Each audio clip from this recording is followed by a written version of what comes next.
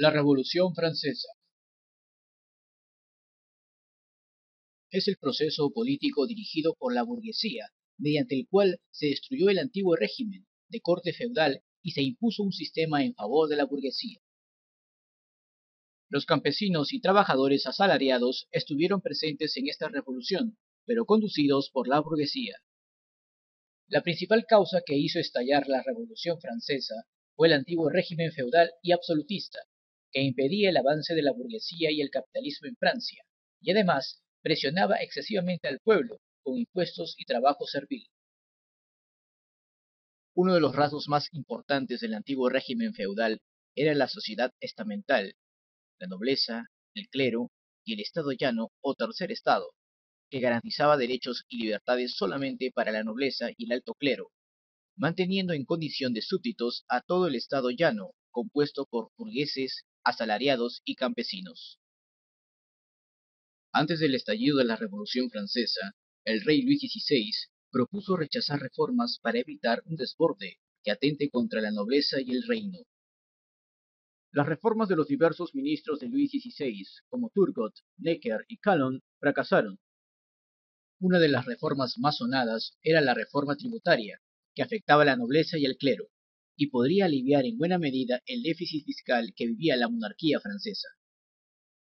Ante las recomendaciones del ministro Necker, el rey Luis XVI convocó a los Estados Generales para aprobar las reformas propuestas.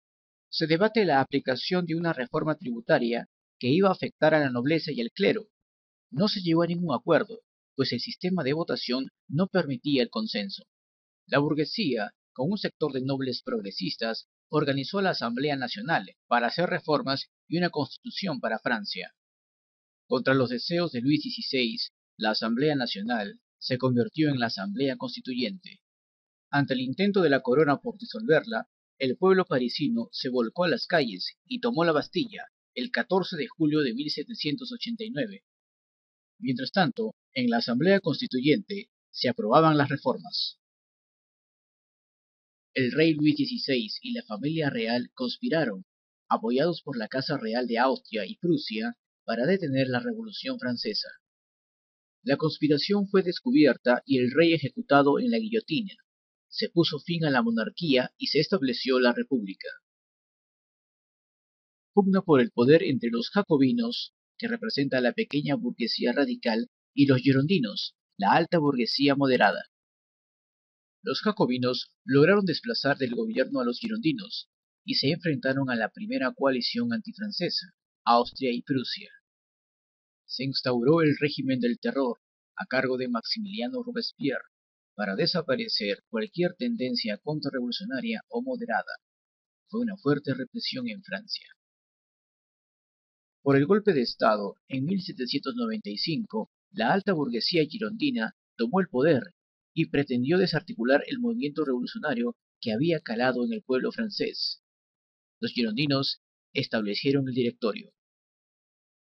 Se suprimieron todos los clubes políticos y se anuló el sufragio universal, y se impusieron elecciones censitarias. La alta burguesía estableció un gobierno oligárquico dirigido por los directores, estando a la cabeza Barras.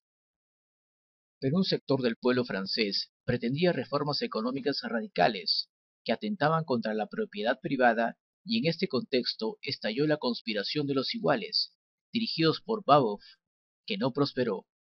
Se preparaban en el exterior nuevas invasiones contra Francia para detener el peligro revolucionario. Ante tal estado de emergencia, la alta burguesía decide anular el Directorio mediante un golpe de Estado realizado por Napoleón Bonaparte, conocido como el golpe de 18 de Brumario de 1799. Bonaparte sería el salvador de la burguesía francesa. Las consecuencias más relevantes de la Revolución Francesa fueron la destrucción definitiva del antiguo régimen feudal. Las monarquías europeas absolutistas como Austria, Prusia y Rusia temían una difusión continental de los ideales y el proceso revolucionario francés. Por eso deciden intervenir en Francia para liquidar la revolución. Fue por eso que se construyó en Francia la era napoleónica, que significó un gobierno militarista y autoritario en favor de la alta burguesía para defender sus intereses en Francia y en el continente europeo.